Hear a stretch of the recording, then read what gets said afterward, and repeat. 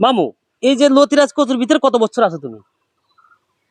7-8 বছর। 7-8 বছর। এই যে এখন যারা নতুন লতি রোপণ করতেছে, মানে এই লতি কচুর গাছ লাগাচ্ছে, বিভিন্ন জায়গাতে দেখি চারা টারা কিনে লাগাচ্ছে, এদের আসলে কি লতি হওয়ার সম্ভাবনা কতটুকু থাকতে পারে?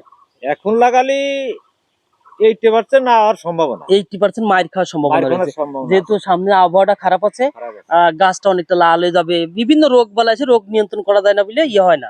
আর বড় একটা সমস্যা, প্রত্যেকটা কচু গাছে কিন্তু বছরে একবার ফুল আসে, আর সেই ফুলটাই আসে জ্যৈষ্ঠ মাসের দিকে। অতএব আমরা একটা হুমকির ভিতর থাকি যাচ্ছি, তাই না? আচ্ছা, এই যে আমরা এখন এই যে আমাদের মাঠে যেটা রোপণ হয়, এটা কি মাসে রোপণ হয়? এটা জুন জুলাই, অর্থাৎ বাংলায় আছে আষাঢ় শ্রাবণ মাসের।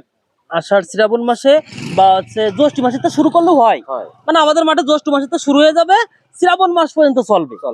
অতএব এগুলো হচ্ছে লাভই হবে না, আগরই হবে না, গাছের রোগ বালাই কম হয়ে ফলন ভালো আসবে, তাই তো?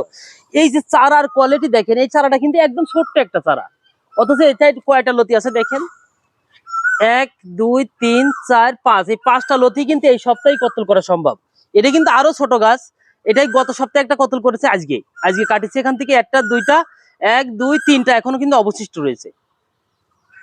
এই যে অনলাইনে বিভিন্ন লোক লতিরাজ কচুর চাষ সম্পর্কে, বীজ সম্পর্কে বিভিন্ন যে কথাগুলো বলছে, আসলে এই কথাগুলো আমি বললে আবার বিরোধিতা করা যাবে বা প্রতিদ্বন্দ্বী হয়ে যাবে, এই জন্য আমি বলি না অবশ্যই।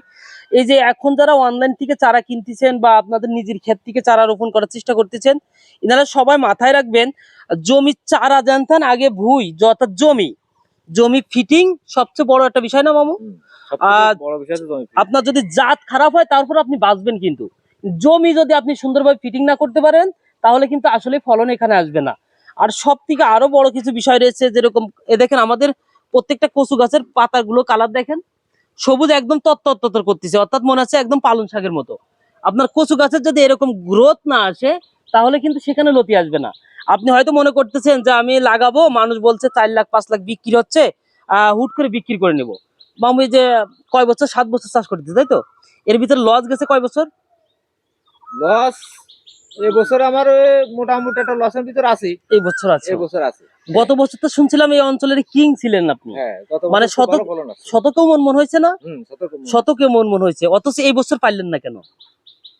এই বছরে মূলত আমার জমিটা তৈরি ছিল না, ভালো একটা তৈরি নেই, আর আছে সময় মতো ট্রিটমেন্ট গুলো মানে সময় মতো হয় নাই সবগুলো, যার জন্য একটু এদিক ওদিক হয়ে যাওয়ার কারণে এই সমস্যাটা হয়েছে। আমরা যদি অ্যাডজাস্ট সবকিছু না করতে পারি তাহলে হওয়া সম্ভব না। কচুর চাষ সব মিলিয়ে যদি সমান না হয়, কচুর চাষ করা সম্ভব না।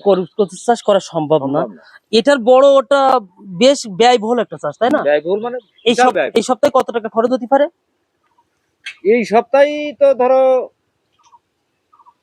6 3 9 8 আর 9 কত 17টা জন লেগে গেছে আমার এই সপ্তাহে। 17টা জন, তাহলে এভারেজে কতল করা দিয়ে, সার মাটি দিয়ে, মেডিসিন দিয়ে আমাদের এভারেজে 17-18 হাজার টাকা খরচ হওয়ার সম্ভাবনা আছে। বিক্রি হয়েছে কত এই সপ্তাহে?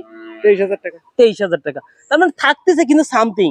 আর আগে যেগুলো খরচ করেছি সেগুলো আলহামদুলিল্লাহ শ্বশুর বাড়ি রয়েছে। আসলে লতির কচুর চাষে দেখেন মোবাইলে বিভিন্ন প্রকারের মানুষ অ্যাড দিচ্ছে যে এত এত বিক্রি করা সম্ভব, লতিরাজ কচু। কেউ কেউ দেখছে আবার বই নিয়ে আসতেছে, সরকারি যে বই আছে এই বইগুলো নিয়ে এসে দলিল দেখাচ্ছে। আসলে এর মধ্যে দলিলের কোনো কিছু আছে? যদি আমি একটু কথা বলি, এই লতি চাষ এমনই চাষ, ক্রিকেট খেলার মতো। যদি ব্যাটে বলে লাগে ছক্কা হয়ে গেল, আর যদি ব্যাটে বলে মিস হয়ে যায় আউট হয়ে গেল, কোনো মিস নেই। শতকরা 20% লোকের লাভবান হতে পারে। 20% লোকে লাভবান হতে, মানে যারা সবকিছু সমন্বয় করে করতে পারে তাদের জন্য লতি চাষের জন্য লাভ। আমরা দেখছি, ভালো খেয়াল করে দেখবেন, যারা এই যে আপনার দলিল নিয়ে আসছে বাড়ি 1 2 4 বিভিন্ন আইটেম, এদের এখানে দেখবেন যে লতি নাই জমিতে, বা বিভিন্ন বই পুস্তক নিয়ে আসতেছে, এদের কিন্তু লতি নাই জমিতে, শুধু ওই যে চারা বিক্রি করার একটা ধান্দা চলে আসছে। আসলেই আমার সারা দেশের কাছে একটা প্রশ্ন বা থাকবে, সাজেস্ট থাকবে, যে আপনারা কে কে অনলাইন থেকে চারা কিনে কত টাকা বিক্রি করছেন আর কে কত টাকা লাভে আছে, এই জিনিসটুকু জানাবেন আমাদের। আর লতিরাজ কচু বা বিভিন্ন ফসলে যত রোগ বলা আছে আমাদের বলবেন, চেষ্টা করবো আমরা সাজেশন দেওয়ার জন্য। আর আমাদের ভিডিওটি যদি ভালো লাগে অবশ্যই লাইক কমেন্ট সাবস্ক্রাইবার করে আমাদের পাশে থাকবেন ইনশাল্লাহ।